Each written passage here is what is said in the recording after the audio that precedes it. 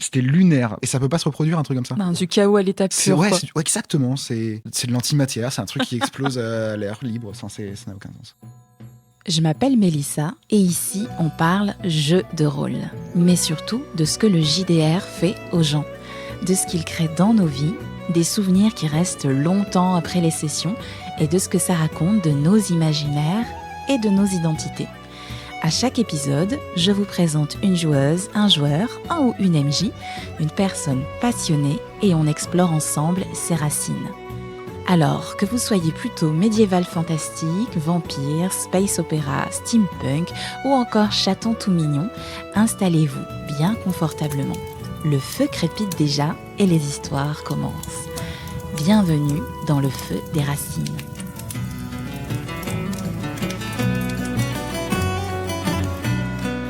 Et aujourd'hui, pour parler JDR, j'accueille Baptiste. Salut Baptiste. Salut Mélissa. Comment tu vas ?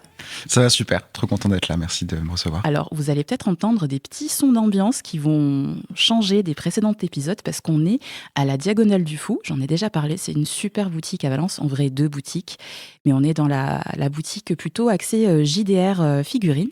Il et elle sont super sympas, ils ont bien voulu nous accueillir ce matin pour enregistrer le podcast. Donc il y aura peut-être des bruits de clochettes de gens qui rentrent, des petits bruits de pas. J'ai envie de dire que ça, voilà, c'est un peu immersif, ça donne un côté vivant. Je reviens au sujet qui fait qu'on est là aujourd'hui, à savoir le JDR. Et du coup, toi, Baptiste, tu es maître du jeu. Tout à fait. Ouais, je suis MJ sur plusieurs campagnes. J'ai été joueur avant, mais voilà, là, actuellement, je suis maître de jeu. Et ça fait combien de temps, du coup, que tu fais vivre des aventures à tes joueuses et tes joueurs ? Alors là, je ne saurais même pas trop te dire. J'ai commencé en étant joueur, puis au bout d'un moment, j'ai voulu un peu continuer à jouer parce que j'avais pas forcément de copains qui voulaient bien faire MJ. Donc je me suis un peu lancé dedans. Je pense que je suis MJ en vrai vraiment depuis 5 ans. Et alors là, on attaque direct dans MJ, etc. Ouais. Mais du coup, le jeu de rôle, ce serait quoi pour toi si tu veux en donner une petite définition ? Ouais. Alors, il y a un actual play que j'aime beaucoup qui s'appelle Amour, Gloire et Dragon. Et en gros, c'est Pierre Utzinger, donc qui est improvisateur, comédien d'improvisation, et qui fait donc ce jeu de rôle avec d'autres comédiens d'improvisation. Et moi, c'est un truc qui me parle vachement, on en parlera plus tard, je pense.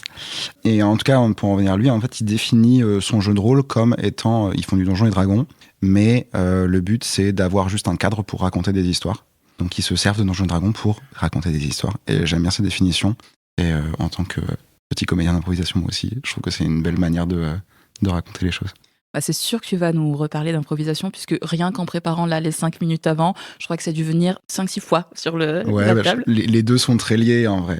MJ, joueur, c'est de l'impro, globalement. Donc, Et ton histoire à toi avec le jeu de rôle, avec le fait de raconter des histoires, elle commence quand et de quelle manière ? Wow. Je pense pas que gamin, j'ai trop été quelqu'un qui racontait trop d'histoires. Mais de manière générale, la création ou la créativité, l'imagination, ça a toujours été autour de moi, je pense, en tout cas depuis quelques années, en tout cas, où peut-être je retrouve un peu ça, et je fais de la musique, je fais de l'impro, j'aime bien faire plein de trucs un peu créatifs, je peux écrire, et écrire des scénarios de jeux de rôle, et les faire jouer, parce que j'ai toujours fait aussi beaucoup de théâtre, ça pour le coup, depuis que je suis gamin, c'est ça quoi, c'est incarner des personnages, c'est jouer, c'est raconter des histoires, et en plus là, en tant qu'MJ, tu peux mettre en scène. C'est toi qui choisis un peu ce qui se passe.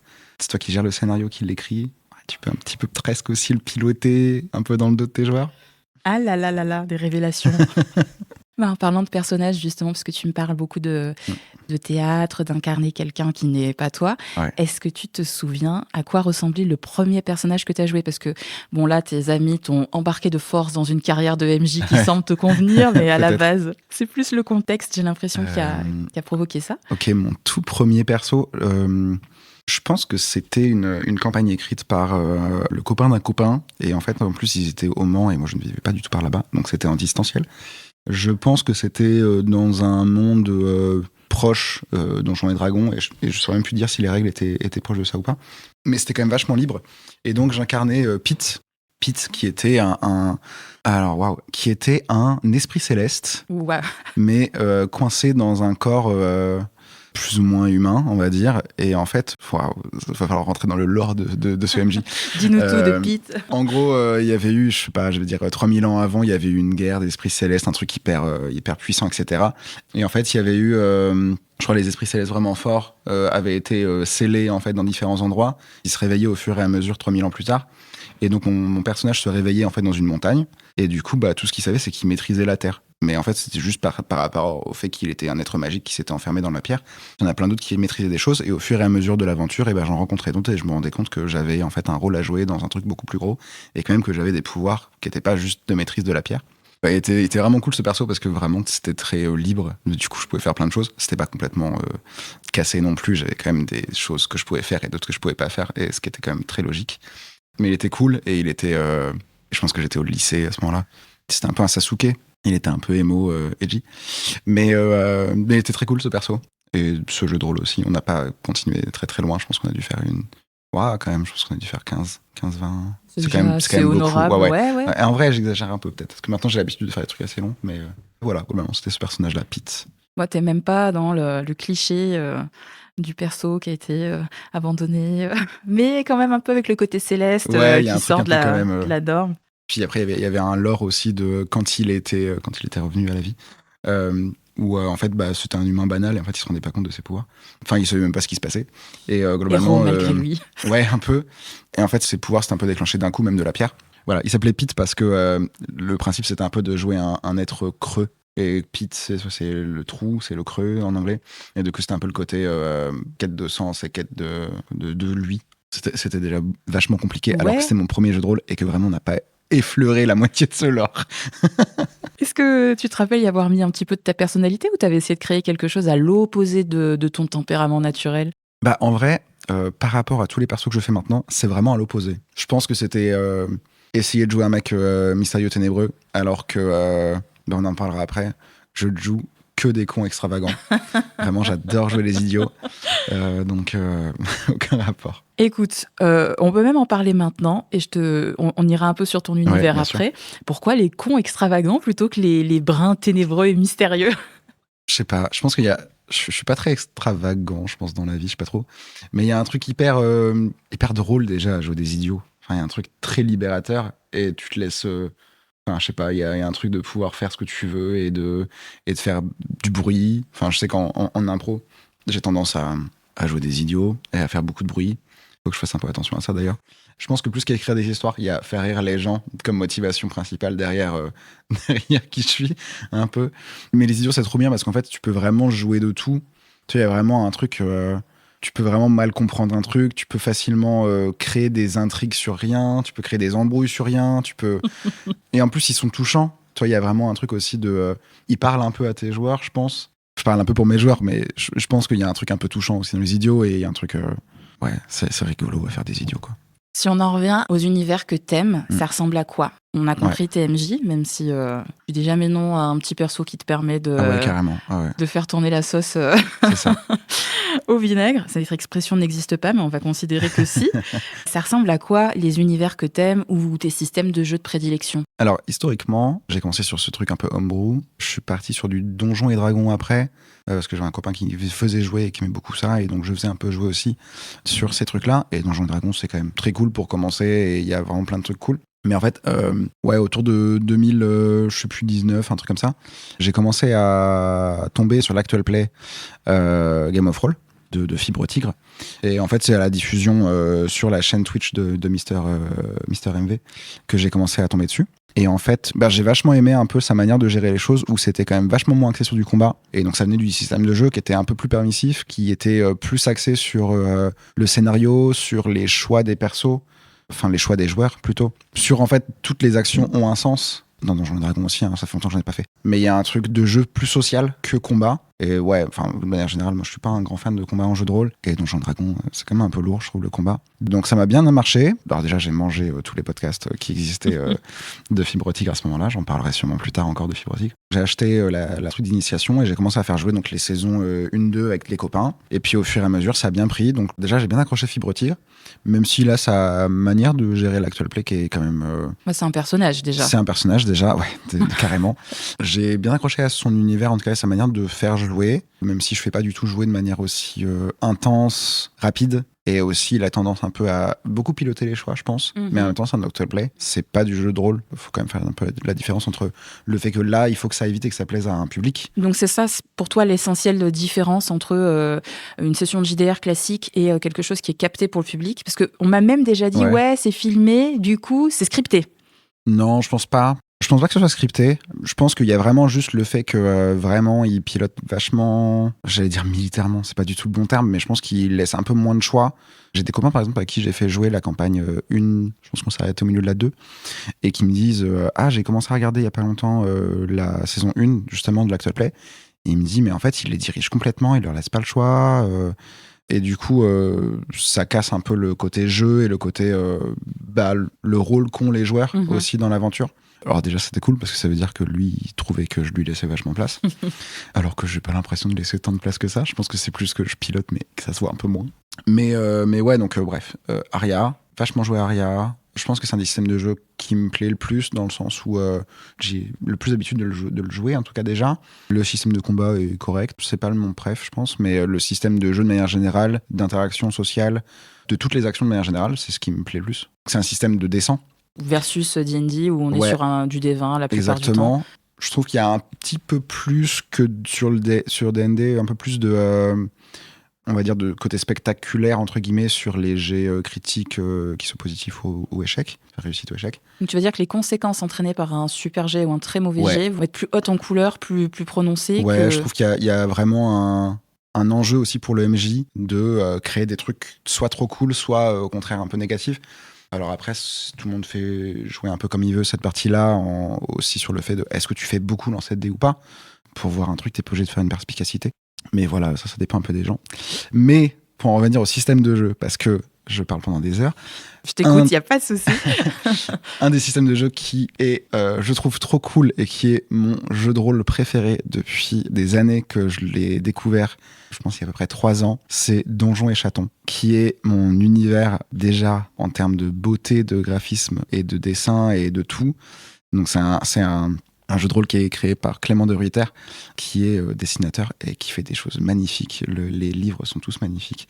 Les produits, j'ai toute leur gamme. T'as l'écran de MJ, j'ai trop l'écran, beau. j'ai les trucs de lancer de dés, j'ai les petits bonhommes, j'ai les trucs, j'ai les posters, j'ai un peu tout ce qu'il fait.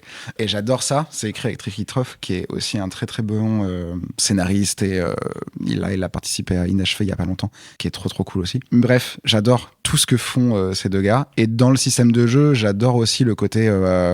Là, pour le coup, Donjons et Chatons, c'est encore plus dans le social, encore plus dans tout est possible, et tout est un peu mignon, et tout est cool.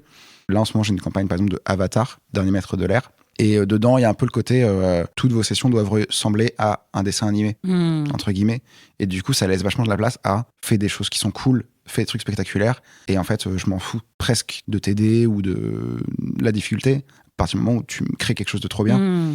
Et dans Donjons et Chatons, et dans ça, il y a un peu ces trucs-là. Et donc, moi, j'ai tendance à un peu plus sortir un peu des systèmes de jeu et du côté un peu fermé du D100 ou du D20 au final, un peu plus revenir sur des trucs de si c'est cool ça marche, pas non plus, mais je suis très permissif, je suis là pour qu'il y ait des belles histoires, qu'il y ait des beaux trucs, ce qui est un peu frustrant maintenant d'ailleurs quand je fais jeu du Aria, parce que du coup je trouve que je suis un petit peu bloqué par ça, mais puisque tu parles de Aria, qui est quand même ta porte d'entrée, grosso modo, dans le fait de me jeter. Alors, il y a plein de mots, je ne sais pas quel terme toi tu utilises pour parler de ça. En gros, devenir maître de jeu. Voilà. Est-ce que tu t'autorises à rajouter des règles maison, à évincer certaines choses que tu trouves bloquantes, ou tu as du mal à t'éloigner de l'univers sans avoir l'impression de le trahir un petit peu? Un peu les deux, c'est compliqué. Quand je jouais les campagnes originelles d'Aria, par exemple, je sortais des règles en termes de création de personnages. J'étais carrément chaud pour que mes joueurs ils aient un peu ce qu'ils veulent. J'en ai une qui voulait avoir un personnage qui soit très lié avec des animaux et tout ça. J'ai un peu homebrew une genre de classe, on va dire dresseur Pokémon, quoi. Où en fait, elle doit attraper des animaux et elle doit en fait les utiliser pour faire un peu ce qu'elle veut. Mais en général, je crois qu'il y en avait qu'un qui jouait un alchimiste de base, comme dans la campagne d'Aria, quoi. Donc non, j'ai aucun problème avec le fait de sortir de ça. Au contraire, en fait, ça me permet de me réapproprier un peu ce monde, dans le sens où je peux suivre, par exemple, la campagne, mais dans la campagne, il va y avoir des missions, des quêtes liées, par exemple, aux classes des personnages de base, l'alchimiste, la guerrière, je sais plus trop, magicien. Et en fait, à partir du moment où je suis sorti de ça, en fait, c'est à moi de rajouter des choses. Il y en avait un qui était un genre de combattant, Et en fait, j'avais créé plein d'autres trucs. Il avait tout un système de jeu où il fallait qu'ils prennent des apprentis pour les former et ensuite ils pouvaient apprendre de nouvelles trucs d'autres maîtres, etc. Donc non, j'aime bien sortir des trucs un peu. Maintenant, je fais jouer un peu. Je fais plus trop jouer d'Aria parce que justement, je me sens un peu enfermé là-dedans. Là, la campagne que j'ai en cours, c'est de l'Avatar, comme je disais tout à l'heure. Et sinon, je fais jouer des one-shots de manière générale sur d'autres trucs. Donc là, ça me permet de sortir complètement du truc. Même si en termes de création d'univers, j'aime bien me baser sur un scénario. Après, ça dépend des moments. Quand je le crée pour, je sais pas, un one-shot de 3 heures ou 2 heures, bah, en général, je vais pas non plus passer 8 heures ou je sais pas combien de temps à non plus créer un truc complètement énorme. Sauf si j'ai une idée, tu vois. Si jamais j'ai une idée d'un truc, bah maintenant, c'est plus ma campagne que je vois un peu comme ça. Où en réalité, c'est plus une série de one-shots. Le côté très dessin animé, justement, d'Avatar. Faut un peu qu'il y ait une résolution à la fin. Même si là, ça fait au moins 2 épisodes qu'il n'y a pas eu de résolution. La tension est à son comble. Mais ouais, bah là, on est sur un épisode avec des parties 1 et 2 et tout. Donc, mais ouais, qu'il y a un truc un peu de fin, qui est des buts précis, plus comme une série de one-shot où en fait, par exemple, je vais avoir des semi-gros one-shot, on va dire. C'est comme si la campagne entière était divisée en plusieurs actes et qu'en fait, j'ai vraiment des objectifs d'actes et que, bah, disons, il y a 6 épisodes et qu'en fait, dedans, t'es vraiment un objectif clair et précis. Ça va être comprendre un enjeu, un machin, un truc, pour qu'en fait, à la fin, t'aies vraiment tout qui soit prévu et qu'en fait, la campagne, elle aille pas traîner pendant des années, que ce soit un truc qui soit fini. Ouais, j'ai l'impression que t'as vraiment un souhait d'intensité en fait dans ce que tu vas faire vivre à tes joueurs et tes joueuses. Est-ce que c'est en ça que tu disais que tu orientes ou que tu pilotes un peu comme un marionnettiste, pas de manière du tout négative, mais parce que derrière t'as à cœur qu'ils vivent quelque chose qui compte, quoi, qui est important, c'est ça. Puis en plus, alors autant tu en parlais du côté scripté, par exemple d'un actual play, Chipotrick, il a tendance, ou d'autres de manière générale, ils ont tendance à jeter des pages entières de scénario. Moi, je suis peut-être un MJ un peu feignant. Quand j'en écris, j'ai pas trop envie de les jeter. Pour l'instant, en tout cas, je sais pas, j'en ai pas encore trop jeté. Après, il y a des intrigues qui vont pas forcément. Souvent, en fait, je fais jouer des potes en plus. Bah, j'ai à cœur qu'ils fassent ces trucs-là parce que je sais pourquoi je les ai écrites et je sais que ça va les faire marrer. J'ai envie de leur faire jouer ce truc-là ou j'ai envie de leur faire vivre cette partie-là. Donc, j'ai tendance un peu à les orienter. Alors, encore plus quand je faisais jouer lié à des scénarios. Parce que forcément, bah, en réalité, j'ai un peu prévu certaines fins. Enfin, surtout quand t'as un truc fini, en fait. Après, j'improvise. Mais c'est aussi un peu ça, l'art du MJ, on va dire, de prendre une décision et de faire comme si c'était pas du tout prévu, puis te dire, non, mais en fait, le PNJ qui devait rencontrer là, ils vont le rencontrer là, et puis ils vont se dire, oh là là, mais c'est fou qu'on soit tombé sur ce gars, il a toutes les infos qu'on avait besoin. Oui, bah oui. Le hasard, magnifique, c'est fou, bien les choses. Alors que c'était un idiot. Est-ce que tu t'es déjà surpris en jouant un personnage ? C'est-à-dire, est-ce que tu as déjà découvert des choses sur toi que tu soupçonnais pas forcément avant d'incarner ce perso-là ? Je pense pas. Du fait que aussi j'ai dû faire 10 ans de théâtre quand j'étais enfant et ado, et ensuite théâtre d'improvisation. Donc de manière générale, j'ai déjà interprété pas mal de choses différentes. Et même j'avais un metteur en scène quand j'étais, sur toute la partie où j'ai joué, quand j'étais plus jeune, qui, je pense, n'avait pas compris que j'étais un petit rigolo qui aimait bien jouer des idiots. et vraiment, il l'a compris, genre, à la fin de mes 9 ans, où il s'est dit « Ah, mais en fait, c'est ça que j'aurais dû te faire jouer depuis le début, c'est trop cool. » Donc, j'ai déjà l'habitude de jouer des choses où je suis forcément à l'aise dedans et où je peux être sur d'autres choses qu'un idiot, un rigolo, un truc triste, un amoureux, un noble, j'en sais rien. Donc, je pense pas m'être déjà surpris à jouer certains persos.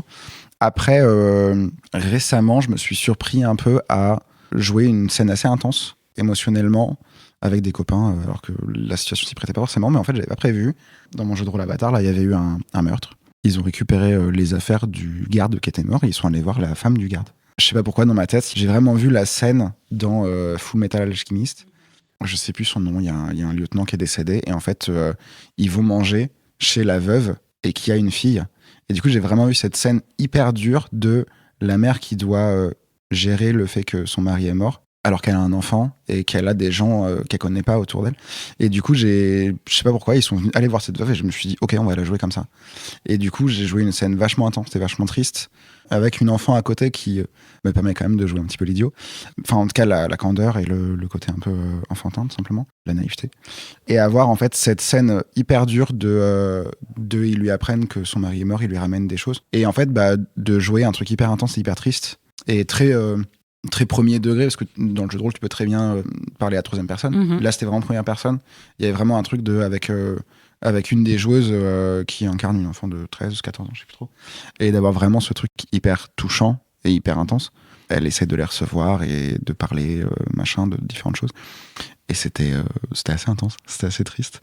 C'est pas un registre dans lequel je suis hyper à l'aise, surtout à jouer avec des potes. Tu te dis, on est là pour passer une bonne soirée et rigoler. Puis en fait, d'un coup, bam, t'es en train de gérer une veuve. Mais c'était cool, ça m'a un peu surpris parce que c'est jamais un truc que j'ai trop fait. Parce que j'ai l'habitude de vraiment jouer en plus à des jeux de rôle hyper cons quand je joue. Parce que je continue à jouer en réalité. J'ai pas encore trop parlé de certaines choses, mais. Et ouais, en fait, c'est ça qui est beau aussi avec le jeu de rôle, c'est que tu peux jouer un peu une myriade de choses. J'ai envie de te demander si, quand tu vis des choses hyper intenses comme ça, là, c'est dans un registre assez triste, etc. Alors, du coup, je renverse ma question. Est-ce qu'il y a certains éléments de perso ou de PNJ que tu incarnes à la table qui continuent de t'accompagner un petit peu après les sessions, où tu as vraiment une espèce de scission, de séparation, et ce qui se passe à la table reste à la table? Je pense qu'il y a vraiment une scission que je revois aussi dans le théâtre, le théâtre d'impro. Et alors, encore plus en tant que MJ, où, sur une session de 2 heures, tu vas incarner 20 personnes différentes. Ce qui est le truc trop cool d'être MJ aussi. J'adore jouer. Il y a vraiment un truc de tu fais une grand-mère, tu fais un garde, tu fais là, il y a pas longtemps, je faisais un mec hyper imbu lui-même, machin trop drôle. Enfin, il y a 1000 jeux différents, il y a 1000 manières d'interpréter un personnage, il y a 1000 personnages différents. Donc non, j'ai tendance à les laisser où ils sont après. Ce qui est d'ailleurs un peu le problème parce que derrière, quand ils reviennent, comment il était ce gars-là, le rejouer ou machin, j'ai du mal à gérer les personnages persistants. Non, j'ai tendance à les laisser un peu dans leur boîte après, ouais.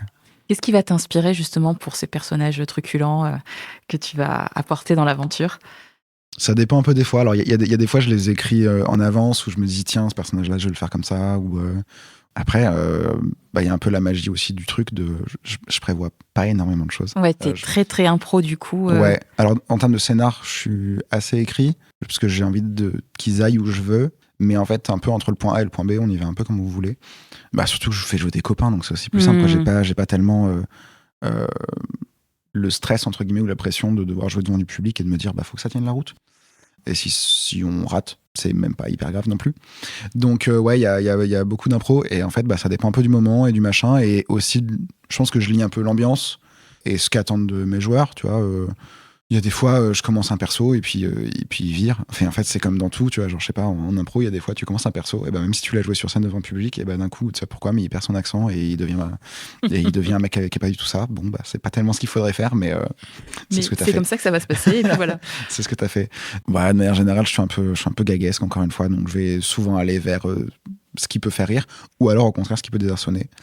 Ou ce qui plaît au scénario. Si j'ai besoin de faire un personnage qui est comme ça, il sera comme ça, il sera sérieux. Et puis, j'ai plus de mal à jouer des personnages un peu simples que à faire des trucs truculents. Là, c'est juste. C'est pépite, c'est le régal. Est-ce que l'impro vient davantage nourrir ton expérience de MJ à la table, ou l'inverse, ou est-ce que ça va dans les deux sens? Est-ce que l'un et l'autre s'alimentent? Là, aujourd'hui, tu continues de faire du théâtre d'impro. T'es dans une troupe, je crois, tu m'as dit? Je suis dans une troupe, mais où je joue pas tant que ça. Je suis plutôt dans une école, on va dire, liée à une troupe, qui sont les Excités. À la base, j'ai commencé l'impro, un peu parce que j'avais envie de reprendre le théâtre, mais aussi parce que, en fait, je faisais déjà du jeu de rôle et j'avais déjà l'habitude d'improviser 20 persos en 2 heures, quoi. Donc je me suis dit, ça peut l'alimenter et ça peut s'alimenter l'un l'autre. Les deux sont liés. Après, depuis que je fais de l'impro, je pense que j'accepte vachement plus de jeux différents. Je vais sur vachement de trucs différents. J'accepte des parties plus tristes, j'accepte de vraiment jouer. Et je pense qu'il y a aussi un troisième lien qui est avec donc le jeu de rôle de Pierre Singer, où c'est des comédiens d'improvisation. Et en fait, ce jeu de rôle est incroyablement drôle parce qu'en fait, il y a du Donjon et Dragon derrière, il y a du jeu de rôle. Ils font de l'impro tous, quoi. Et c'est tellement drôle et tellement bien joué. Et c'est pas que drôle, il y a aussi des parties qui sont plus dures. Il y a un personnage, un moment, qui décède. Putain, la scène, elle est super. C'est vraiment très dur, c'est vraiment très drôle. Même en impro, tu peux avoir des choses qui sont trop cool sur scène, qui sont pas que sur du fun ou du drôle. Lié à tout ça, en fait, ça s'auto-alimente. Et du coup, il y a... c'est pour ça qu'il y a eu cette scène, par exemple, où je pense que je me suis dit que vas-y, on va jouer une scène triste et on va jouer un truc très dur. Mais c'est trop cool. Enfin, je pensais pas jouer des trucs aussi vrais et aussi forts il y a quelques années où vraiment j'étais déjà pas toujours incarné à la première personne les personnages. Tu sais pourquoi c'était pas le cas à ce moment-là et pourquoi ça a pu changer? Je pense que t'es pas forcément toujours à l'aise. Après, ça dépend aussi un peu de tes joueurs. Il y a des joueurs avec lesquels bah tu les sens moins à l'aise avec le jeu et du coup tu vas moins les emmener vers ce jeu-là parce que eux non plus, tu sais qu'ils vont pas trop vouloir jouer de la première personne. Là, quand cette scène est arrivée, je l'ai dit à la joueuse, je lui ai dit on la joue première personne. Bah, elle m'a dit oui et du coup on s'est dit vas-y, on va vraiment improviser cette scène. Donc c'est un peu différent aussi. C'est de la lecture un peu aussi de l'ambiance, des gens, de ce que les gens sont prêts à vouloir faire ou non, de la sensibilité des gens. Ma première campagne d'Aria, c'était en distanciel. C'est aussi ça la grosse différence. C'est la différence entre le distanciel et le présentiel. Tu peux aussi te permettre de jouer très différemment.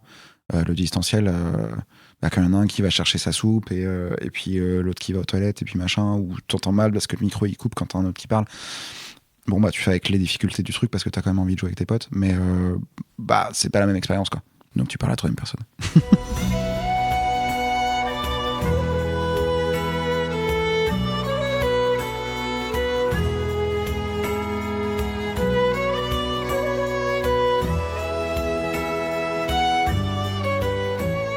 En tant que MJ, je pense que tu as commencé à effleurer un petit peu le sujet. À quoi est-ce que tu fais particulièrement attention pendant tes sessions, au niveau de tes joueuses et tes joueurs, pour que ça se passe bien, en fait? Alors moi, j'ai l'habitude déjà de faire jouer pas mal de monde.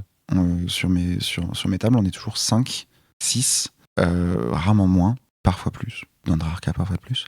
Du coup, c'est hyper important d'avoir une bonne répartition de chacun et d'essayer. Alors, je parle comme si je le faisais toujours très bien, mais c'est un truc important qui n'est pas toujours bien fait. Parce que c'est vers quoi tu tends, en tout cas, quoi. Ouais. Mais de réussir à faire que tout le monde passe une bonne soirée. Donc, tout le monde participe. Tout le monde a un rôle important dans ce qui se passe. Après, j'ai eu des expériences où tout le monde n'avait pas forcément sa place, ou alors tout le monde n'avait pas forcément la place qu'il voudrait. Donc c'est aussi, comme j'ai dit, moi j'aime bien créer des histoires et je veux que ça plaise à tout le monde. Donc j'ai tendance aussi à accepter beaucoup de choses, même si ça sort un peu des règles. Ouais, bah oui, si elle a envie que ça marche comme ça va marcher comme ça, c'est pas grave. Oui, elle a fait 3 échecs critiques, mais elle a vraiment pas envie de perdre son personnage. J'ai une joueuse, elle n'a vraiment pas envie celle qui était un peu dresseur Pokémon, elle a vraiment pas envie de perdre son chat. En fait, il y avait une fois où, distanciel justement avec ces potes-là, elle avait tendance à un peu se servir de ses animaux, mais de manière très dangereuse. Du coup, quand ça marche pas, et ça peut être dangereux pour l'animal, quoi. Et je sais plus ce qui s'est passé, mais vis-à-vis d'aider, je me suis dit, mais là, forcément, il arrive quelque chose à l'animal, quoi. Elle a perdu son animal. Et ma joueuse a pleuré. La joueuse, pas le perso de ta joueuse, la joueuse. La joueuse a pleuré. Parce qu'elle a été impactée sur le fait qu'elle a perdu son chat, quoi. Et pas cool. Pas cool. Donc en vrai, j'en ai rediscuté avec elle, etc.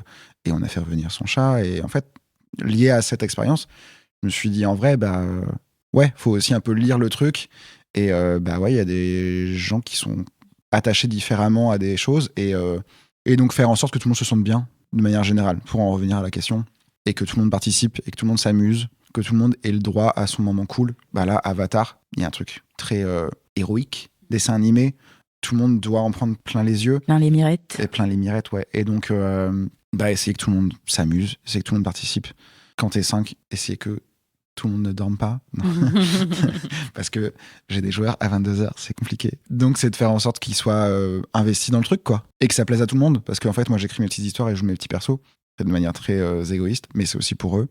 Voilà, quoi. Est-ce que ça veut dire que pour toi, tu as besoin de connaître les gens qui sont à ta table, hors one-shot, où c'est plus là de la découverte, peut-être de l'initiation, mais pour tes tables régulières, est-ce que tu as besoin de connaître un peu les gens, ne serait-ce que pour lire ce que tu as dit un petit peu, leurs réactions, et savoir si là, ils sont bien ou si vraiment il y a un truc qui va pas? Pas forcément, parce que même si tu as dit hors one-shot, je relis ça un peu avec le one-shot, parce que en fait, tu lis un peu ce qui se passe, quoi. Tu lis un peu les gens, tu te rends compte il y en a qui s'effacent, tu lis les gens qui prennent moins bien ce qui se passe et t'essaies de comprendre pourquoi et de réorienter. Mais en général, je pense que je fais un truc qui est quand même très lisse. Alors, il y a des meurtres, il y a des choses qui se passent, il peut y avoir des choses plus dures que d'autres, mais de manière générale, j'essaie de faire en sorte que tout le monde se sente à l'aise. Par lisse, tu veux dire que même si c'est un univers que tu as méticuleusement préparé, il y a quand même suffisamment de place pour que chacun puisse imprimer un petit peu sa marque dessus? Ouais, complètement. C'est lisse dans le sens pas heurté, dans le sens où... Tu prévois une petite session, mini-session 0 quand même, pour que chacune puisse dire « là, moi, ça, j'y vais pas ». Alors, sur du one-shot, peut-être plus, en fonction des gens. En tout cas, c'est pas tant une mini-session 0, mais un peu une mise au point. Quand j'en fais avec des potes, en général, je sais plus ou moins où je peux aller. Et en fait, un peu comme la scène, encore une fois, on y revient, intense. En fait, tu lis par rapport à ce qui se passe. Tu lui dis à elle, est-ce que ça te va de jouer ça, quoi? Et en fait, la joueuse m'a dit, on va essayer. Et on l'a fait et ça s'est très bien passé. Donc, en fait, c'est plus de la lecture de manière générale et une forme c'est pas une forme d'empathie, mais juste, essayer de comprendre ce qui bloque ou pas, quoi.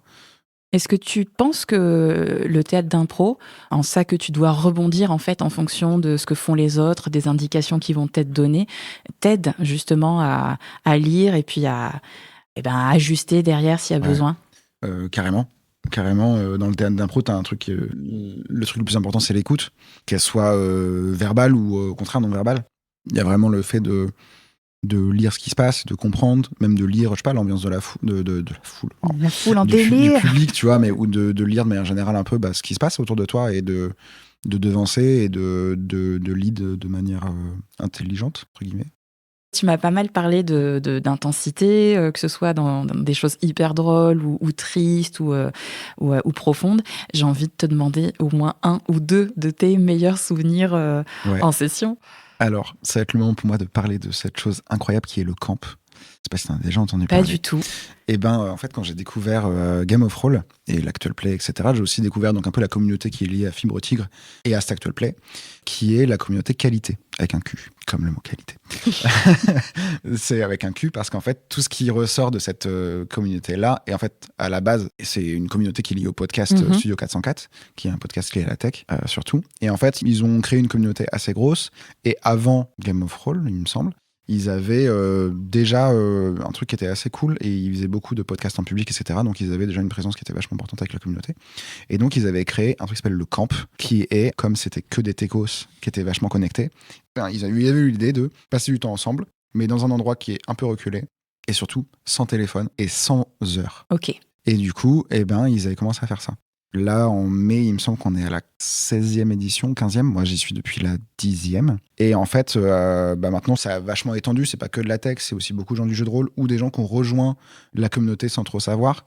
Des gens qui ont vu de la lumière, qui ont poussé la porte et qui sont rentrés. Ou des gens qui ont entendu par d'autres personnes, etc. Et du coup, c'est vraiment un endroit, donc on y passe 3-4 jours. Là, la prochaine session, elle est à Die. Ça va être trop cool. Le lieu était trop cool. À Die ? Ouais. Ah, trop bien. Ouais, en plus, c'est pas loin. Bah ouais. C'est la 3e fois que ça s'en va là parce qu'il est trop cool, l'endroit. Ça s'appelle Valdi. C'est un genre de camp de vacances. Et en fait, on dort dans des cabanons et en gros, on est 90 personnes. Waouh. Sans heure, sans montre. On se connaît plus ou moins, mais en vrai, il y a plein de nouveaux à chaque fois. Ils essaient d'avoir toujours 50% de nouveaux. C'est un peu compliqué parce que t'as vraiment beaucoup de gens qui veulent y revenir. J'imagine. Et t'as une parité qui est assez bien respectée où ils essaient d'avoir 50% de meufs. Qui est pas évident dans le milieu de la tech. Ouais, exactement. Du coup, c'est aussi pour ça qu'en fait, c'est aussi des gens qui aiment bien cet endroit et qui y vont. Je sais qu'il y a plein de meufs, par exemple, qui y sont, qui n'ont pas de lien avec la tech, pas de lien avec le jeu de rôle, mais juste, elles ont appris d'un tel, de machin, de trucs qui avait ce truc-là, elles ont essayé, et en fait, elles ont trop aimé, du coup, elles y retournent. C'est trop bien.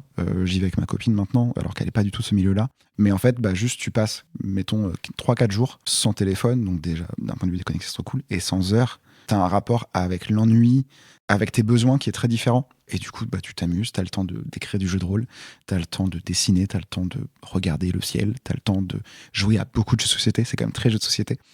Et donc là-bas, il peut y avoir des gens comme Fibre et Tigre, comme Lame, Daz, donc qui sont des joueurs de sa table, il y a aussi d'autres personnes un peu du milieu.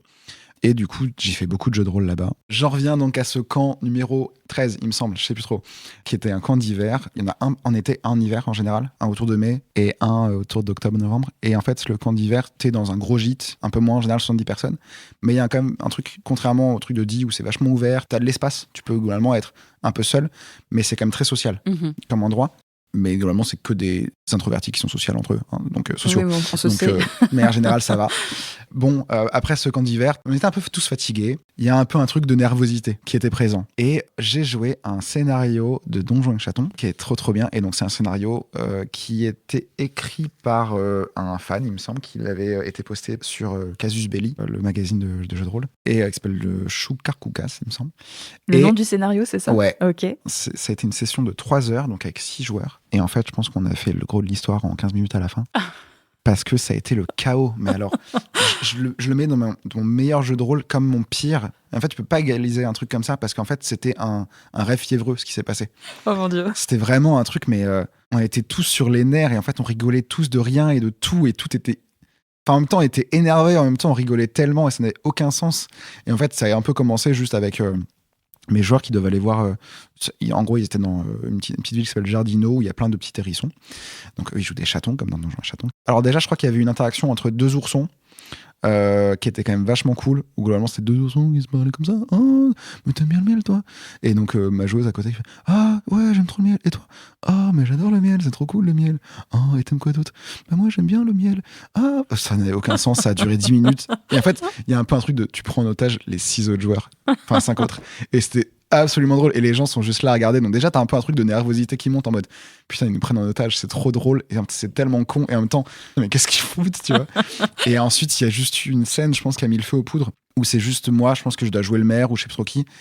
Ils doivent enquêter sur je sais plus un endroit qui s'est fait attaquer, et donc ils doivent aller voir le hérisson qui est le propriétaire du jardin qui s'est fait attaquer, qui s'appelle Sniffler, il me semble. Ok. Et Un donc, nom plein de promesses. ouais, et en fait je leur dis juste vous allez voir Sniffler. Et je sais pas pourquoi je dis un truc genre bon, vous allez voir le Sniffman. Et en fait juste le Sniffman, ça a mis le feu aux poudres.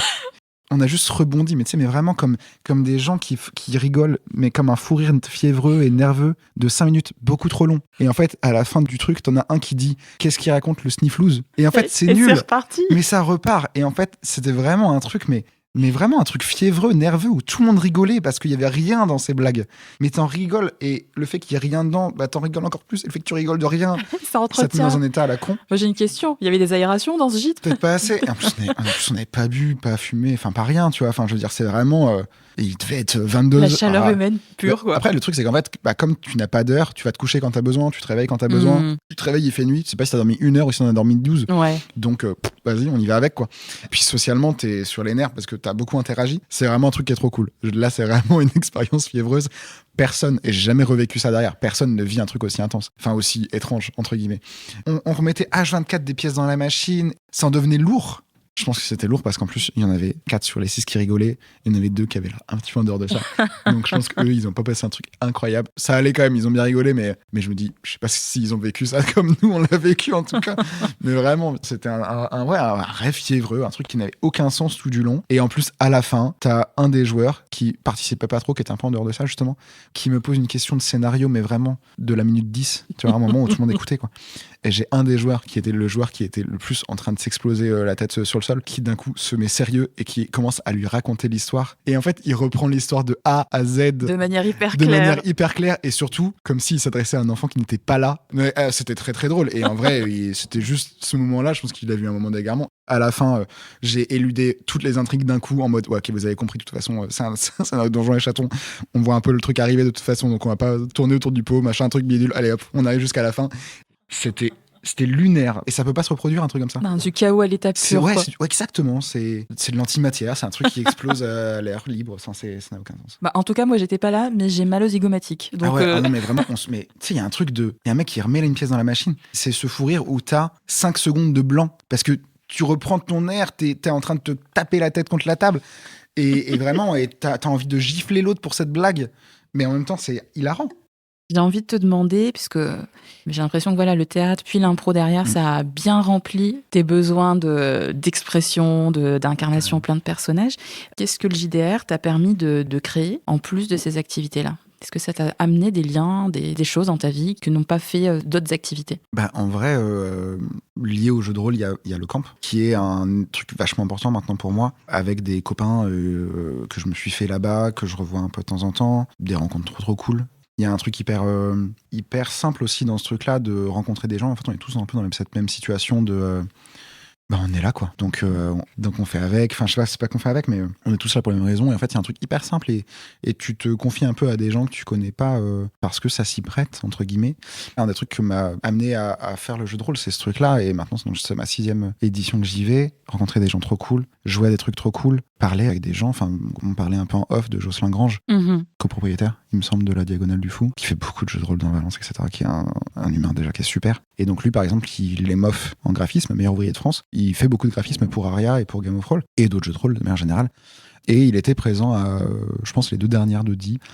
Et du coup, par exemple, tu rencontres des gens comme ça qui sont trop cool, quoi. Tu parles avec eux, tu partages un moment, et tu te mec est hyper inspirant, ouais. Tu rencontres d'autres personnes. Mais en général, Fibrotix, c'est un personnage. Quand il est là-bas, il est un peu là-bas en personnage. Il est un peu là-bas aussi pour se reposer. Du coup, il y a un peu un truc de... il est pas là pour faire du jeu de rôle, quoi. Le jeu de rôle, c'est sa vie, quoi. Là, il est un peu en vacances. Mais il est trop cool aussi. Il y a plein de gens trop cool là-bas. Je dirais que ce que m'a amené le jeu de rôle, c'est cette bulle qui est trop cool. C'est très ressourçant aussi juste de faire ça. Et ça me permet de faire du jeu de rôle que j'ai pas forcément l'habitude de faire parfois, de faire des one-shots. Et notamment, il y a 2 copains de là-bas qui ont récupéré un concept de jeu de rôle qui incarne des fruits et des légumes dans un supermarché. Et c'est le truc le plus con qui existe. Et ils ont créé des scénarios. Ça a été mis en page par Jocelyn, alors que c'est une connerie vraiment. Non, tu peux être un topinambour ou un tu fais ce que tu veux. Tu fais exactement ce que tu veux. Ça n'a aucun sens. Et en fait, c'est des scénarios à la con.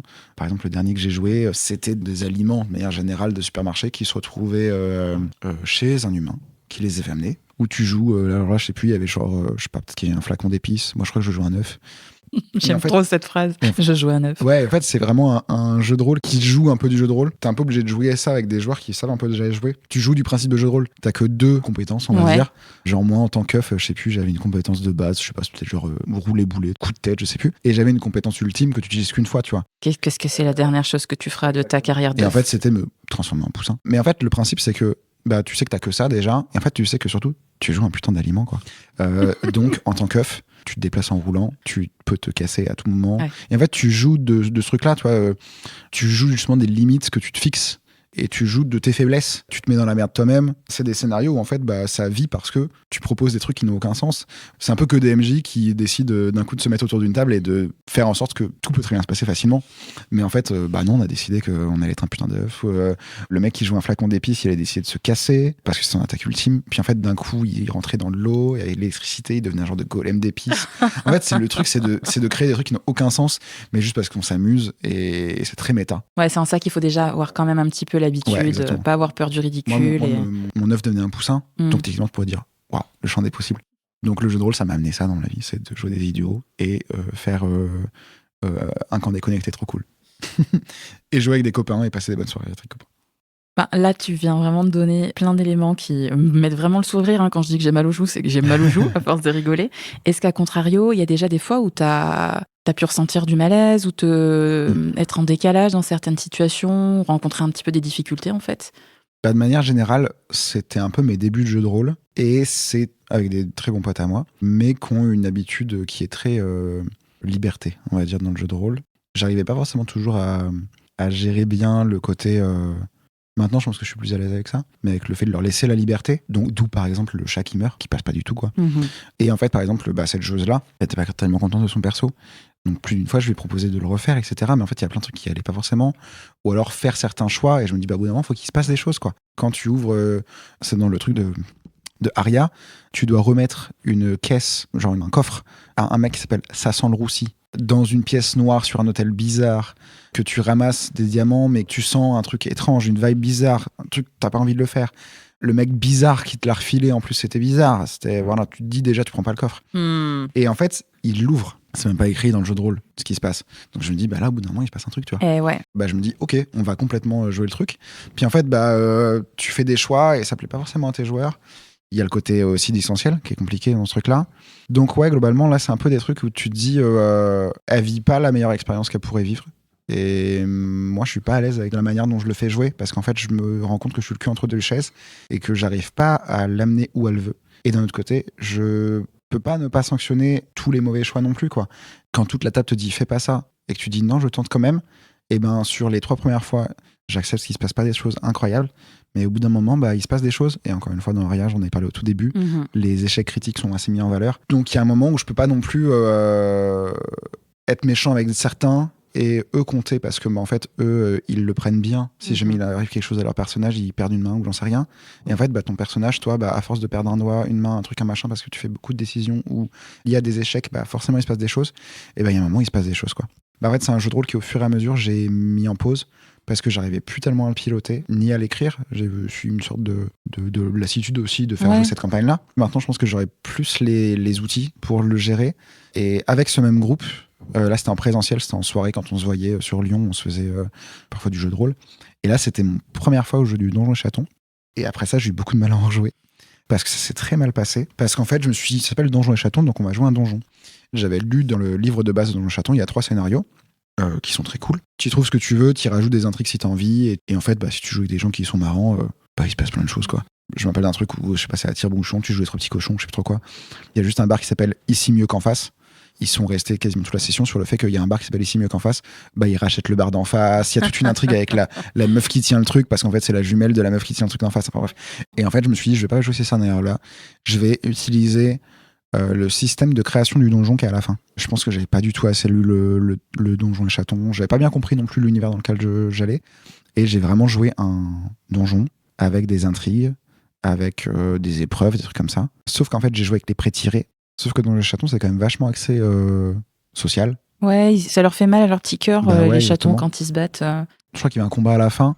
Et en fait, le problème, c'est que dans le pré-tiré, il y a un chaton en fauteuil roulant. Je l'ai donné à un joueur qui, je pense, n'est pas forcément... Alors déjà, qui aime bien être un peu provoque ou un peu dans la déstabilisation. Pas la meilleure personne à qui tu donnes un chaton handicapé. Et surtout, il avait tendance à beaucoup jouer le fait que il était bloqué avec son perso et a pas trop essayé de chercher d'autres choses de manière à faire. Et le problème, c'est qu'en fait, ce donjon n'était pas du tout fait pour un chaton handicapé. Son chaton handicapé n'avait pas du tout de force, mais par contre, il était très intelligent et surtout très mignon dans le système de jeu. J'aime bien les systèmes de jeu qui sont aussi très simples dans la création du personnage, où t'as vraiment juste le corps, le mental et genre le charisme ou la manière de le mignon. Et en fait, il était très mignon, mais en fait, à partir du moment où tu interagis pas socialement avec d'autres chatons, on s'en fout. Donc son perso, il servait un peu à rien. Comment tu t'en es sorti du coup de cette expérience? En fait, c'était un donjon en 4 étapes. La première, elle a à peu près marché, mais en fait, l'épreuve, ils l'ont compris assez facilement. Donc en fait, déjà, les épreuves étaient pas dingues. Je voyais la fin arriver. Et je me dis, en fait, je l'ai pas bien préparé. Mes joueurs s'amusent pas. Voire, ça commence un peu à me saouler. Et à les saouler. On commence à passer un bon moment. Son histoire de chaton handicapé, il commence un peu à m'énerver avec. Et je sais que ça l'énerve aussi de devoir jouer son chaton handicapé où en fait, il s'amuse pas. Et donc, en fait, on a mis fin au truc. On est là pour passer une bonne soirée, venez, on arrête. Juste, on fait des jeux, on fait un jeu société, on grignote, on mange, j'en sais rien, on boit un coup. Là, on n'est pas en train de passer une bonne soirée. En fait, ça va pas s'arranger avec la fin. Donc, juste, on arrête. Et comment, du coup, tu t'es retrouvé à de nouveau faire jouer Donjons et Chatons après cette expérience Plus jamais avec eux. Aussi parce que à chaque fois que je reparle de Donjons et Chatons, ils me reparlent de cette expérience. Et du coup, je me dis, ils sont pas très ouverts à vouloir y rejouer. Et il n'y a pas de problème. C'est pas un univers pour eux. Il n'y a pas de problème avec ça non plus. Peut-être qu'ils s'y plaisent plus dans un univers plus sérieux aussi, ou plus adulte, moins mignon.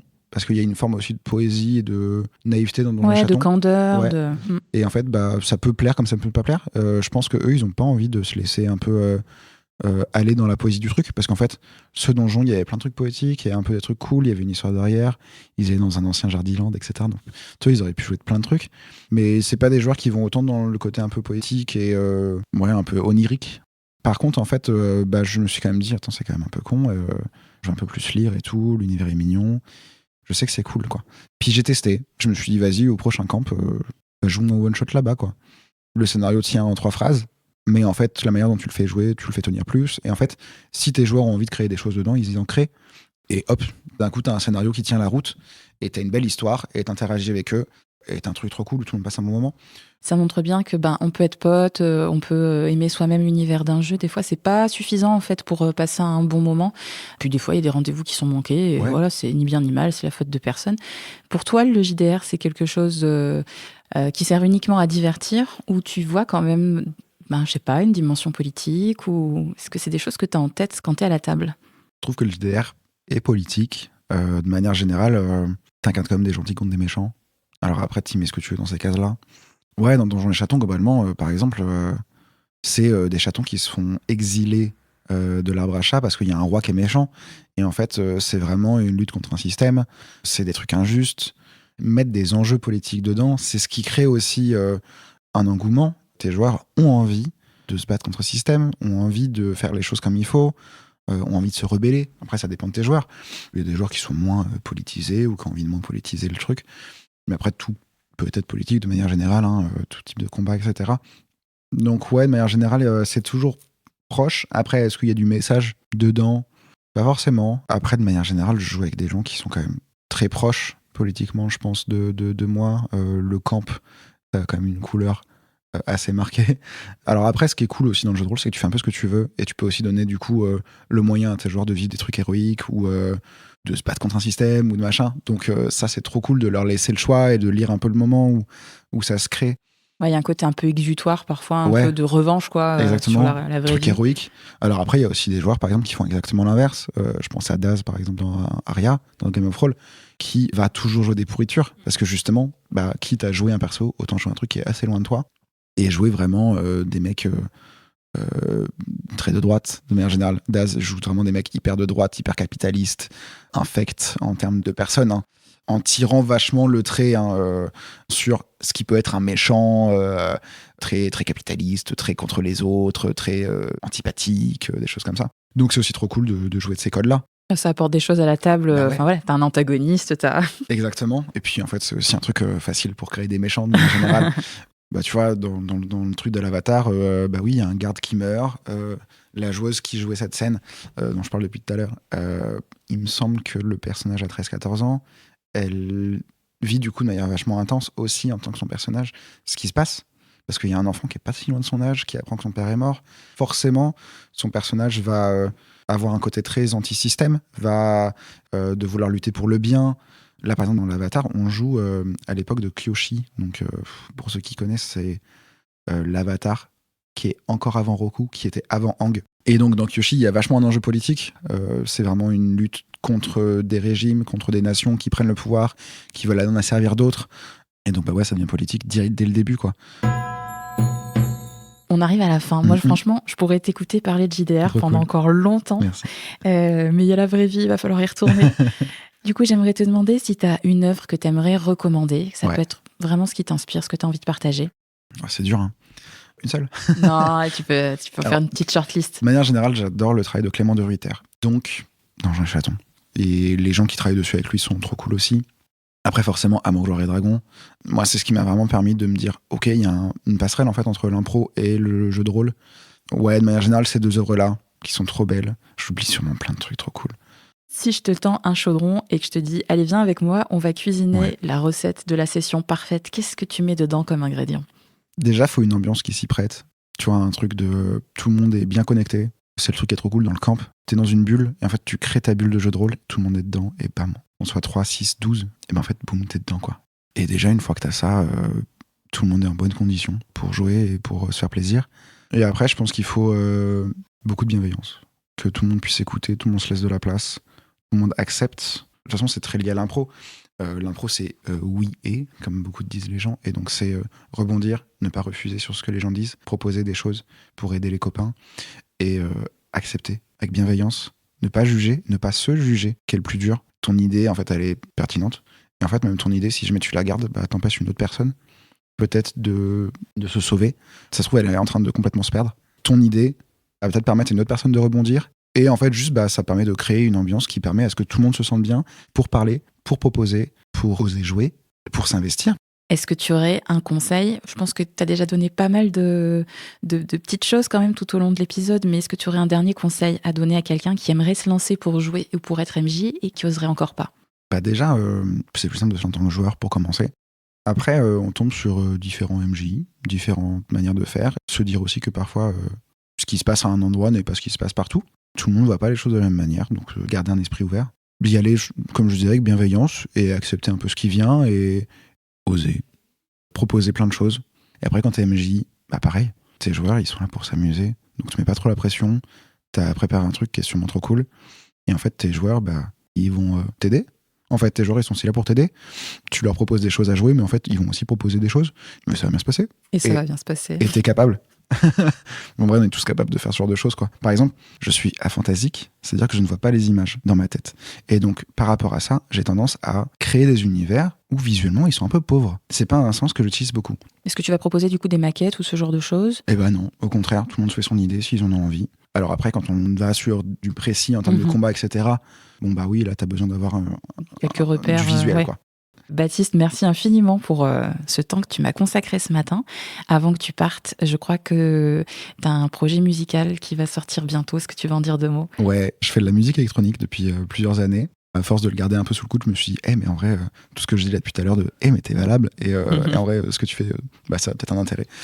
Ça s'appelle À ne pas savoir quoi chercher. C'est un EP de 5 ou 6 titres, je sais même plus. Et l'alias, ça s'appelle Baliverne, sans le E de fin. J'ai un compte Insta, Baliverne Musique. Et je remettrai tout comme il faut Ouais, en trop description de bien. l'épisode. Et donc ça sort sur toutes les plateformes, c'est de la musique électronique, plutôt de la drum and bass. Il y a un peu de tout, il y a aussi de l'ambiance, il y a de la synthwave, il y a différentes choses.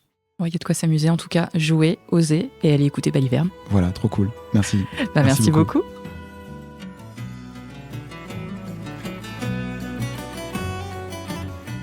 Si cet épisode vous a plu, n'oubliez pas de vous abonner sur votre plateforme de podcast préférée. Vous pouvez suivre toute l'actualité du podcast sur Instagram, @lefeudesracines. Et si vous êtes vous-même MJ, joueur, joueuse, et que vous souhaitez partager votre histoire, vous pouvez m'écrire à lefeudesracines@proton.me ou directement via le site internet. D'ici là, jouez parce que c'est tout ce qui compte et à bientôt pour le prochain épisode.